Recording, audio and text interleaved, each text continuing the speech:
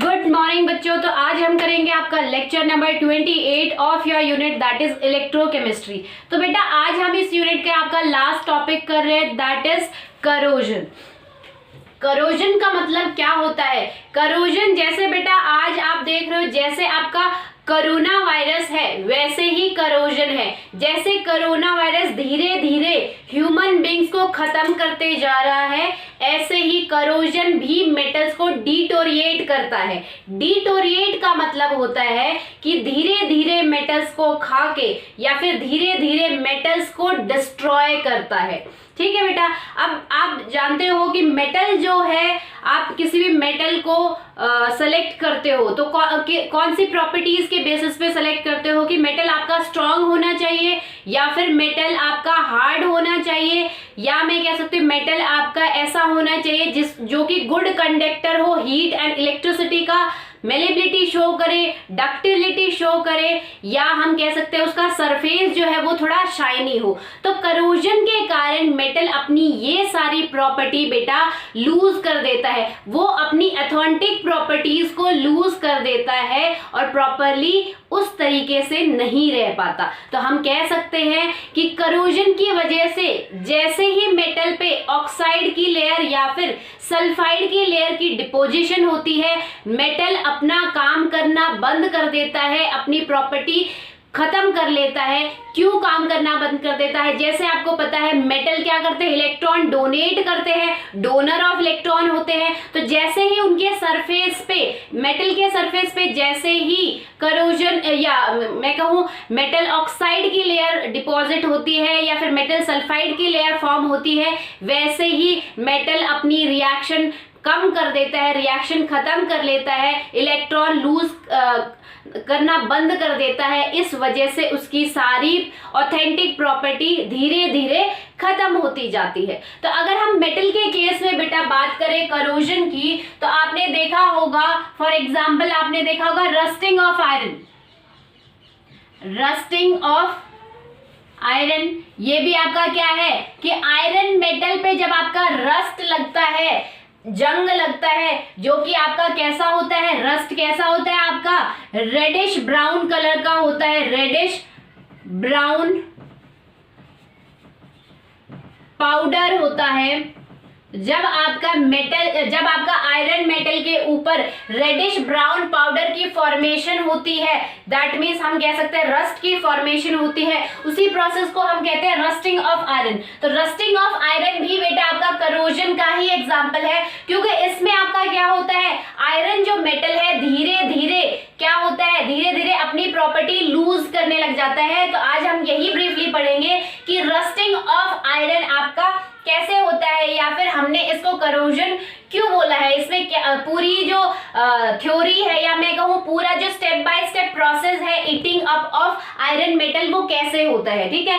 Next अगर बात करें कि आपने देखा होगा कि एल्यूमिनियम के यूटेंसिल्स होते हैं, बर्तन जो होते हैं या फिर हम कहें सिल्वर के बर्तन होते हैं, उनमें भी ग्रेइश कलर की थोड़ी सी आपकी क्या बोलते हैं कोटिंग आ जाती है, वहां पे भी आपका क्या होता है करोजन के कारण ही होता है। ऐसे ही आपने देखा होगा कि कॉपर जो वायर होते हैं उनके ऊपर एक ग्रीन लेयर डिपॉजिट हो जाती है, green powder form layer deposit हो जाती है, वो भी करोजन के कारण ही होती है। ठीक है बेटा। तो हमारा जो मेन फोकस रहेगा वो है rusting of iron. Rusting of iron क्यों होता है? आपने देखा होगा कि रस्टिंग ऑफ आयरन या मैं कहूं कि आयरन पे जंग कब लगता है, कौन से मौसम में लगता है? जब बारिश ज्यादा हो रही होती है। तो बेटा जब बारिश ज्यादा होती है तो आपका क्या होता है, मान लो ये आपका कोई भी मेटल सरफेस है, आयरन मेटल सरफेस है आपका, मैंने कोई भी आयरन मेटल का पीस ले लिया है।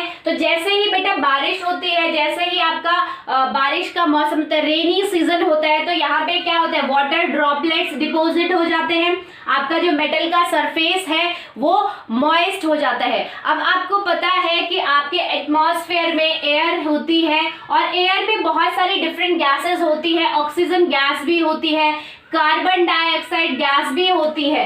तो बेटा ये जो आपका वाटर है जो आपका आयरन के मेटल सरफेस पे डिपॉजिट हुआ है बेटा, ये वाटर कार्बन डाइऑक्साइड गैस के साथ रिएक्ट करके, या मैं कहूं कार्बन डाइऑक्साइड गैस जो कि आपकी एटमॉस्फेयर में होती है उसके साथ कंबाइन होके आपका फॉर्म करता है कार्बोनिक एसिड, आपका फॉर्म करता है कार्बोनिक एसिड। ठीक है बेटा, अब आपका ये जो कार्बोनिक एसिड है एज अ इलेक्ट्रोलाइट बिहेव करता है मेटल के सरफेस पे। मेटल सरफेस पे क्या था आपका, वाटर ड्रॉपलेट्स थी। वाटर ड्रॉपलेट्स ने क्या किया, इस कार्बन डाइऑक्साइड गैस को एटमॉस्फेयर में से ट्रैप किया और उसके साथ कंबाइन होके आपका एक एसिड बनाया, that is known as carbonic acid. और ये एसिड एज अ इलेक्ट्रोलाइट काम करता है। हमने आपकी इस यूनिट में इलेक्ट्रोकेमिस्ट्री में पढ़ा है कि इलेक्ट्रोलाइट, जो भी आप इलेक्ट्रोलाइट यूज कर रहे हो, whether it may be strong electrolyte और it may be weak electrolyte, वो हमेशा डिसोसिएट हो जाता है into its cation and anion part. तो बेटा आपका ये जो इलेक्ट्रोलाइट है, जो कि आपका कार्बोनिक एसिड है, ये डिसोसिएट हो जाता है into 4H positive and CO3 negative.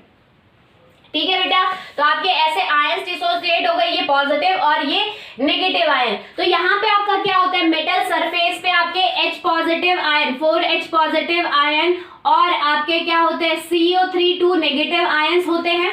ठीक है बेटा, अब ये आपका पॉजिटिव आयन जो है क्या करेगा, इसको क्या चाहिए, इलेक्ट्रॉन चाहिए स्टेबल होने के लिए। तो ये क्या करेगा, ये इस मेटल सरफेस को इनिशिएट करेगा कि ये मेटल सरफेस इसको इलेक्ट्रॉन डोनेट करे। अब हमने ये जो मेटल लिया था, आयरन मेटल लिया था, तो बेटा आयरन मेटल में बहुत सारे आपके ऐसे Fe एटम्स होंगे, बहुत सारे एटम होंगे। तो ये एटम क्या करेंगे, ये जो आपका 4H पॉजिटिव है जो कि इलेक्ट्रोलाइट से डिसोसिएट होके बना है, ये क्या करेगा, इस मेटल में से मेटल के एटम्स को एक्टिवेट करेगा कि आप मेरे को इलेक्ट्रॉन डोनेट करो, ठीक है, ताकि मैं भी स्टेबल हो सकूं। तो बेटा आपके ये जो आयरन है ये क्या करेंगे बेटा, आपके Fe2 पॉजिटिव में कन्वर्ट हो जाएंगे 2 इलेक्ट्रॉन डोनेट करके। अब हमने इलेक्ट्रोकेमिस्ट्री में आपका पढ़ा था कि आपका लॉस ऑफ इलेक्ट्रॉन कहाँ होता है, लॉस ऑफ इलेक्ट्रॉन ऑक्सीडेशन कहलाता है। और ऑक्सीडेशन आपका कहाँ होता है, एनोड पे होता है। तो एनोड पे आपका क्या होगा, ऑक्सीडेशन होगा और वहां पे क्या होगा, आयरन एटम जो है, आयरन मेटल में जो आयरन सरफेस पे जो आयरन एटम है वो क्या करेंगे, 2 इलेक्ट्रॉन लूज करके Fe2 पॉजिटिव फेरस आयन में कन्वर्ट हो जाएंगे। ठीक है, तो ये जो आपका पोर्शन है जो कि इलेक्ट्रॉन डोनेट कर रहा है आपके मेटल में से, ये जो मेटल सरफेस पे जो पोर्शन है जो इलेक्ट्रॉन डोनेट कर रहा है, ये बेटा एज अ एनोड वर्क करेगा। ठीक है बेटा, तो अगर बात करें यहाँ पे देखो, यहाँ पे कितने आपके H पॉजिटिव आयरन है, 4 है। हमें कितने इलेक्ट्रॉन डोनेट किए हैं, आयरन ने 2 इलेक्ट्रॉन डोनेट किए हैं। तो इसको बैलेंस करने के लिए हम क्या करेंगे, 4Fe, that will give you 4Fe2 positive and 4 electron. तो अब ये जो इलेक्ट्रॉन डोनेट किए हैं आपके ये जो आयरन एटम थे 4Fe ने, जो आपके Fe2 पॉजिटिव प्लस 4 इलेक्ट्रॉन, ये जो 4 इलेक्ट्रॉन डोनेट किए हैं बेटा, ये ट्रैवल करेंगे इस मेटल में से और क्या करेंगे, इस H पॉजिटिव के पास आएंगे। ठीक है, ये H पॉजिटिव आयन क्या करेंगे, इस इलेक्ट्रॉन को जो कि आयरन एटम ने डोनेट किए हैं उसको ट्रैप करेंगे, उसको गेन करेंगे। तो अब आपका कैथोड कौन कहलाएगा, जहां पे आपका क्या हो रहा है, रिडक्शन हो रहा है। और रिडक्शन आपका क्या होता है, गेन ऑफ इलेक्ट्रॉन। तो बेटा आपका ये जो 4H पॉजिटिव है, 4H पॉजिटिव क्या करेंगे, ये 4 इलेक्ट्रॉन जो कि एनोड के एटम्स ने डोनेट किए हैं उनको गेन करेंगे और एटमॉस्फेयर में जो ऑक्सीजन है उसके साथ कंबाइन होके क्या बनाएंगे, आपकी वाटर की फॉर्मेशन करेंगे, H2O की फॉर्मेशन करेंगे। ठीक है बेटा, तो यहाँ पे आप देख सकते हो बिल्कुल बैलेंस है आपकी 4H और आपके O कितने हैं, 2O। ठीक है, तो ये 4H पॉजिटिव आयन इन इलेक्ट्रॉन्स को डोनेट करके 4H में कन्वर्ट हो जाएंगे और आपका O2 जो है इसके साथ कंबाइन होके वाटर की फॉर्मेशन करेगा। तो अगर हम ओवरऑल रिएक्शन अगर बेटा यहाँ पे देखें तो आपकी ओवरऑल रिएक्शन यहाँ पे क्या होगी, देखो यहाँ 4 इलेक्ट्रॉन से आपके 4 इलेक्ट्रॉन कैंसिल हो जाएंगे, that means 4Fe plus 4H positive plus O2 will give you 4Fe2 positive plus 2 plus 2H2। ठीक है बेटा, आपको ये समझ 2H2O। ठीक है बेटा, तो आपकी ओवरऑल रिएक्शन ये रहेगी। आपको ध्यान में रखना है कि यहाँ पे आपका क्या होगा, मेटल सरफेस पे छोटे छोटे आपके इलेक्ट्रोकेमिकल सेल बन जाएंगे। ठीक है, इलेक्ट्रोकेमिकल सेल में क्या होती है, आपका एक एनोड पार्ट होता है, एक कैथोड पार्ट होता है। तो जो आपका कार्बोनिक एसिड बना है किसके वजह से, वाटर जो आपका सरफेस पे वाटर ड्रॉपलेट जो डिपॉजिट हुए, मॉइस्चर जो डिपॉजिट हुआ है आपके सरफेस पे रेनी सीजन की वजह से या फिर और किसी कारण की वजह से, जो मॉइस्चर आपके आयरन मेटल पे डिपॉजिट हुआ है वो एटमॉस्फेयर में कार्बन डाइऑक्साइड को ट्रैप करेगा, एब्जॉर्ब करेगा और कन्वर्ट हो जाएगा कार्बोनिक एसिड में। ये carbonic acid as a electrolyte behave करेगा। और आपको पता है इलेक्ट्रोकेमिकल सेल में हमने देखा था इलेक्ट्रोलाइट आपका आयंस में टूटता है into cation and anion part. तो ये 4H पॉजिटिव बेटा इन्हीं के कारण, इस H पॉजिटिव आयन के कारण ही आपका जो मेटल है वो इनिशिएट होगा, किसके लिए, इलेक्ट्रॉन डोनेट करने के लिए। तो मेटल में से जो आपके आयरन एटम है वो क्या करेंगे, 4 इलेक्ट्रॉन डोनेट करेंगे। तो मेटल आपका क्या कहलाएगा, आपका एनोड कहलाएगा। ठीक है, जेईई में ये क्वेश्चन भी पूछा था कि आपका कोरोजन में मेटल कैसा एक्ट करता है, एज अ एनोड एक्ट करता है। ठीक है बेटा, तो यहाँ पे देखो कैथोड में क्या होगा, यही 4H पॉजिटिव आयन जो कि मेटल सरफेस पे है ये इलेक्ट्रॉन गेन करेंगे। अब आपको पता है ये आप इलेक्ट्रॉन गेन कहाँ पे होता है, इलेक्ट्रॉन का गेन होता है तो रिडक्शन होता है, और रिडक्शन हमेशा कैथोड पे होता है। तो ये हमारा क्या बन जाएगा, कैथोड बन जाएगा। और ये 4H पॉजिटिव 4 इलेक्ट्रॉन के साथ कंबाइन होके साथ ही साथ एटमॉस्फेयर में यहाँ पे बहुत सारी O2 प्रेजेंट होगी इसके चारों तरफ। तो एटमॉस्फेयर में जो ऑक्सीजन होगी उसके साथ कंबाइन होके वाटर की फॉर्मेशन करेगा। ठीक है, तो दोबारा से आपका क्या हो गया, सरफेस पे वाटर फॉर्म हो गया। दोबारा से ये प्रोसेस चलता रहेगा, वाटर फॉर्म हुआ, वाटर कार्बन डाइऑक्साइड के साथ कंबाइन होगा, कार्बोनिक एसिड बनाएगा, वहां से आपके H पॉजिटिव आयन निकलेंगे, वो इलेक्ट्रॉन गेन करेंगे आयरन से, और फिर उसके बाद क्या उनका फिर से वाटर की फॉर्मेशन होगी। तो ये जो आपकी साइकिल है slowly slowly eating of metal surface चलता रहेगा और मेटल सरफेस ब्रेक डाउन होता होता रेडिश ब्राउन कलर के पाउडर फॉर्म करता रहेगा, जिसको हम बोलते हैं बेटा rust. That's why this process is known as rusting of iron. अब बात आती है बेटा जो आपके ये फेरस आयन है, यहाँ पे ये क्या करते हैं, आपके ये फेरस आयन है 4Fe2 पॉजिटिव, ये बेटा आपके ऑक्सीजन के साथ कंबाइन होते हैं। यहाँ पे जो आपका ये कंप्लीट रिएक्शन होने के बाद जो आपके फेरस आयन बने हैं ये क्या करेंगे, आपके ऑक्सीजन के साथ कंबाइन होंगे, साथ ही साथ जो सरफेस पे वाटर है उसके साथ कंबाइन होके बेटा आपका ऑक्साइड की लेयर फॉर्मेशन करते हैं, Fe2O3 की फॉर्मेशन करते हैं, प्लस 8H पॉजिटिव आयन फिर से फॉर्म होते हैं। और बेटा आपका ये जो Fe2O3 जो ऑक्साइड लेयर है आपकी, ये क्या करती है, सरफेस पे जो वाटर है Fe2O3, ये सरफेस पे जो आपका वाटर है, कितने भी वाटर मॉलिक्यूल हो सकते हैं उनके साथ कंबाइन होके Fe2O3 H2O hydrated ferric ion बनाता है। क्या बनाता है, हाइड्रेटेड फेरिक आयन बनाता है, फेरिक आयन नहीं सॉरी ऑक्साइड बनाता है, जिसको हम कहते हैं रस्ट। ठीक है, इसीलिए इस प्रोसेस को हम कहते हैं रस्टिंग ऑफ आयरन। ठीक है, तो आपको ध्यान से समझना है, वाटर जो है डिपॉजिट हुआ है जो आपका रेनी सीजन की वजह से वो कार्बन डाइऑक्साइड को ट्रैप करता है, कार्बोनिक एसिड बनता है, carbonic acid as a electrolyte work करता है, वो आपके कैटायन और एनायन पार्ट में डिसोसिएट होते हैं। ये जो कैटायन है यही रिस्पॉन्सिबल है to initiate the iron atom for the loss of electron, तो ये क्या करेगा, इलेक्ट्रॉन का लॉस करवाएगा और उन इलेक्ट्रॉन को गेन करके यहाँ पे आपकी ओवरऑल रिएक्शन होगी और आपकी ये जो आपके फेरस आयन बने हैं ये क्या करेंगे, एटमॉस्फेयर में जो ऑक्सीजन है उसको ट्रैप करेंगे, प्लस सरफेस पे जो वाटर है उसको ट्रैप करके क्या बनाएंगे, इस आयरन के ऊपर एक आयरन ऑक्साइड की लेयर बना लेंगे। ठीक है, और ये आयरन ऑक्साइड की लेयर क्या करेगी, वाटर के साथ कंबाइन होते होते हाइड्रेटेड फेरिक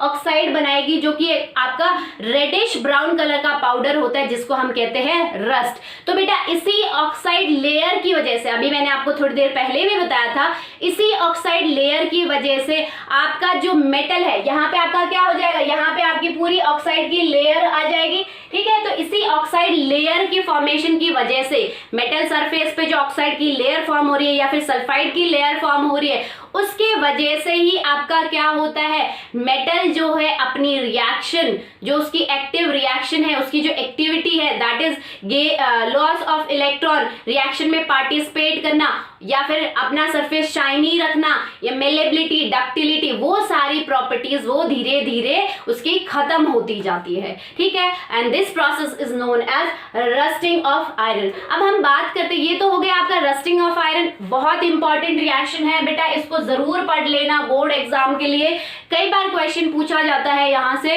अब बात करते हैं कि आपका जो रस्ट है वो लगता किसके कारण है, क्या जो हम कह सकते हैं किस कारण आपका रस्ट है वो लगता है, या फिर मैं कहूं आपका जो मेटल सरफेस है, सिर्फ आयरन की बात नहीं, कोई भी मेटल सरफेस आपका किसके कारण उस मेटल सरफेस पे करोजन होता है, यानी कि उसका जो मेटल सरफेस है धीरे धीरे डल होता जाता है, क्या रीजन है, वो रीजन बेटा ये है कि क्या तो आपका जो मेटल है वो मॉइस्चर के कांटेक्ट में आ रहा है और मॉइस्चर के साथ साथ एयर में प्रेजेंट जो गैसेस है उनके कांटेक्ट में आ रहे हैं, इस वजह से आपका क्या हो रहा है कि आपके वाटर और एयर में जो गैस है वो आपस में कंबाइन होके एक पर्टिकुलर एसिड फॉर्म कर रही है। ठीक है, अगर यहाँ पे सल्फर डाइऑक्साइड गैस होती तो यहाँ पे आपका वाटर सल्फर डाइऑक्साइड के साथ रिएक्ट करके आपका पूरा प्रोसेस, जहाँ पे आपका फेरिक ऑक्साइड बना है, क्या किसकी लेयर बनती है, आपकी फेरिक सल्फाइड की लेयर बनती। ठीक है,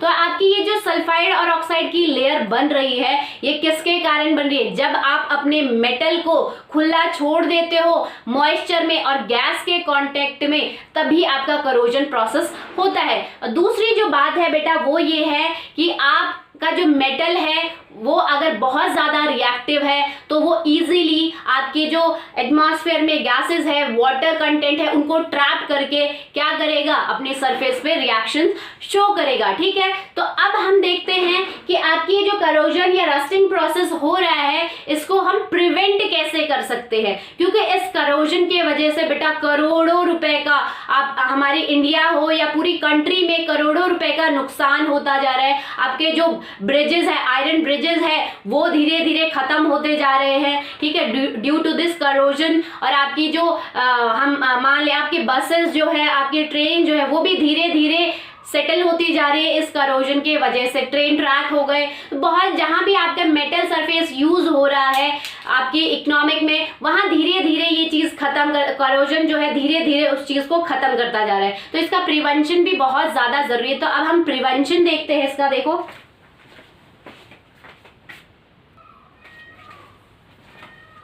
तो बेटा अगर प्रिवेंशन की बात करें कि आप किसी भी मेटल सरफेस को करोजन से कैसे बचा सकते हो, तो पहला जो आपका मोस्ट इंपॉर्टेंट प्रिवेंटिव मेथड है बेटा वो है एंटी रस्ट सोल्यूशन, कि अगर आप अपने मेटल के सरफेस को एंटी रस्ट सोल्यूशन से कवर कर दोगे तो किसी हद तक आपकी करोजन प्रोसेस या हम कह सकते हैं रस्टिंग प्रोसेस रुक सकती है। फॉर एग्जांपल कि मान लो बेटा आपका ये जो, फॉर एग्जांपल यहां लेते हैं, फॉर एग्जांपल ये आपका कोई मेटल सरफेस है, सपोज ये एल्युमिनियम मेटल सरफेस है,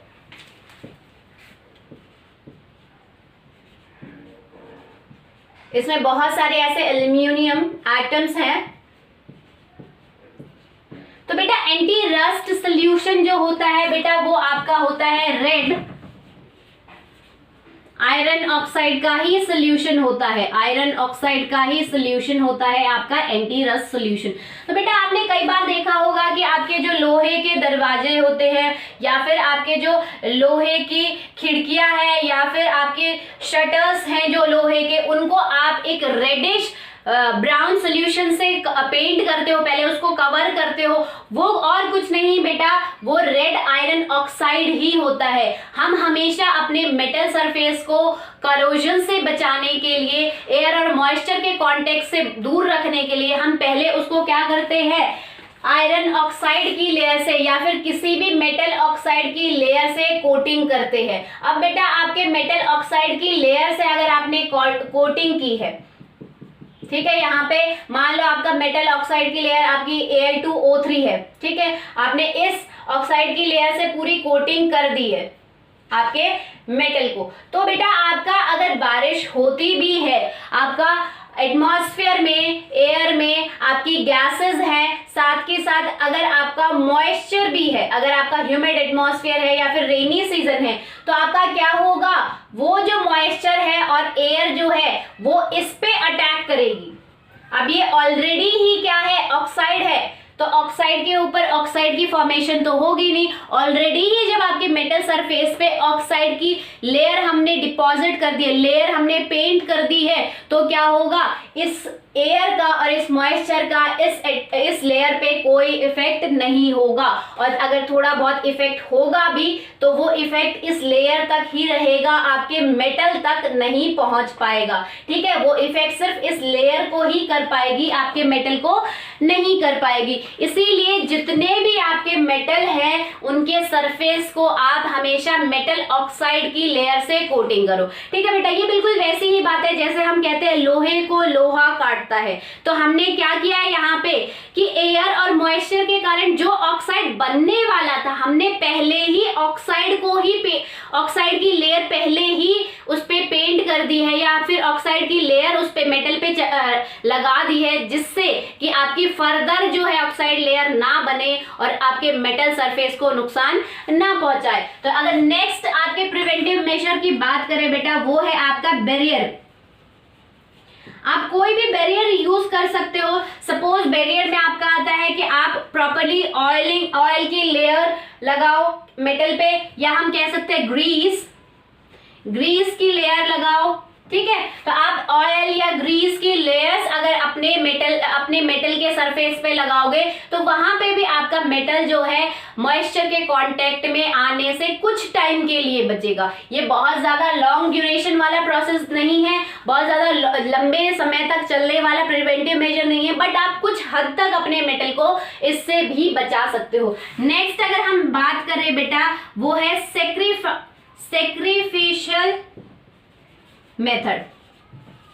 सैक्रिफिशियल मेथड में हम क्या करते हैं बेटा कि आपका जो मेटल है, आपका कोई भी मेटल है, ठीक है, मान लो आयरन मेटल ही है, तो आपके आयरन मेटल पे हम क्या करते हैं, आपका कोई और आयरन से जो ज्यादा एक्टिव हो उसकी हम लेयर यहाँ पे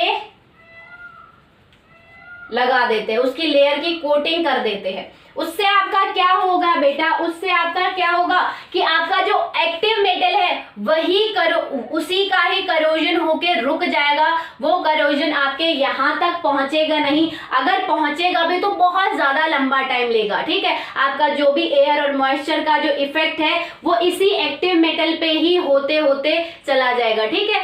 अब हम ज्यादातर यूज यहाँ पे जिंक मेटल करते हैं। आयरन के केस में हम जिंक मेटल क्यों करते हैं, क्योंकि जिंक मेटल का जो रिडक्शन पोटेंशियल है बेटा वो होता है -0.74 वोल्ट, और आपका आयरन का जो रिडक्शन पोटेंशियल है वो आपका होता है -0.44 वोल्ट। तो यहाँ पे ऑक्सीडेशन किसका होगा, यहाँ पे ऑक्सीडेशन कौन से मेटल का होना चाहिए, हमने देखा था आपका इलेक्ट्रोकेमिकल सीरीज में कि ऑक्सीडेशन उस मेटल का होगा या उस मेटल आयन का होगा जिसका रिडक्शन पोटेंशियल कम होगा। तो इन दोनों में से रिडक्शन पोटेंशियल कम किसका है, इस जिंक का है। दैट्स व्हाई जिंक का ऑक्सीडेशन पहले होगा, यानी कि जिंक धीरे धीरे इलेक्ट्रॉन लूज करता करता करता करता थिन होता जाएगा, उसके बाद आपका इसका होना स्टार्ट होगा। तो इसका होना स्टार्ट हो उससे पहले दोबारा कोटिंग कर दो आप किसी एक्टिव मेटल की, ठीक है बेटा। तो इस प्रोसेस में ऐसा होता है। तो इसका नाम हमने सैक्रिफिशियल मेथड क्यों दिया है, क्योंकि हम किसी और एक्टिव मेटल को सेक्रीफाइस करते हैं कि आप पहले खत्म हो जाओ, बाद में हमारी बारी आएगी, ठीक है। तो इसके सेक्रीफाइस के कारण आपका आयरन जो है वो बचा हुआ है, इसीलिए हम इसको कहते हैं सेक्रीफाइशियल मेथड। नेक्स्ट अगर बात करें बेटा हम, तो आपका फोर्थ मेथड है इलेक्ट्रिकल प्रोटेक्शन। इलेक्ट्रिकल प्रोटेक्शन में आपका क्या होता है बेटा, आपका जो आपका यहाँ पे जो आपका एनोड जो एक्ट कर रहा था, आपके आयरन जो है एटम जो कि इलेक्ट्रॉन लूज कर रहे थे, हम उस एनोड को कोई और मेटल का एनोड बना देते हैं, यानी कि हम यहाँ पे कोई और ऐसा मेटल कनेक्ट करते हैं जो एज अ एनोड बिहेव करता है। क्या तो उसको डायरेक्ट कनेक्ट करते हैं या फिर हम किसी वायर की हेल्प से यहाँ पे एक ऐसा मेटल कनेक्ट कर देते हैं जो कि आपका एज अ एनोड बिहेव करता है, एज अ एनोड बिहेव करता है। तो बेटा क्या होगा कि जब आपका यहाँ पे 4H पॉजिटिव आयन बनेंगे तो वो क्या करेगा, उनको इलेक्ट्रॉन चाहिए, वो इलेक्ट्रॉन कौन डोनेट करेगा, ये मेटल जो कि एनोड की तरह एक्ट कर रहा है, वो ये मेटल इलेक्ट्रॉन डोनेट करेगा। ये इलेक्ट्रॉन इस वायर के थ्रू इस मेटल से ट्रैवल होते हुए यहाँ आएंगे, तो धीरे धीरे आपका ये मेटल खत्म होता जाएगा क्योंकि इलेक्ट्रॉन लूज करता जा रहा है, तो धीरे धीरे ये थिन होता जाएगा। बट यहाँ पे क्या होगा, यहाँ पे ये थिन होता जा रहा है, बट आपका जो आयरन है, आयरन कैथोड है, वो आपका प्रोटेक्टेड रहेगा, क्योंकि आयरन कैथोड पे आपका इलेक्ट्रॉन लॉस ऑफ इलेक्ट्रॉन तो होता नहीं है, एनोड पे लॉस ऑफ इलेक्ट्रॉन होता है, तो आयरन आपका एनोड तो धीरे धीरे खत्म होता जाएगा और कैथोड जो है इसके कारण, इस एनोड के कारण प्रोटेक्टेड रहेगा, इसीलिए हम इसको कैथोडिक प्रोटेक्शन भी बोलते हैं, कैथोडिक प्रोटेक्शन भी बोलते हैं बेटा,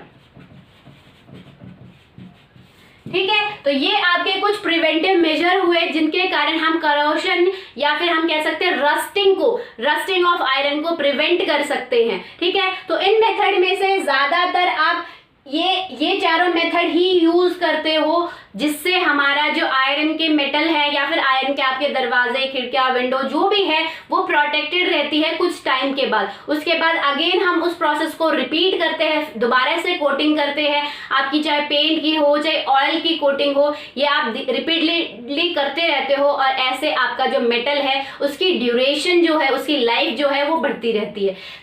ये तो बेटा हो गया आपका इलेक्ट्रोकेमिस्ट्री, यहाँ पे फिनिश होता है। आई होप आपको पूरा इलेक्ट्रोकेमिस्ट्री का कंसेप्ट समझ में आया होगा। That's all for today, thank you.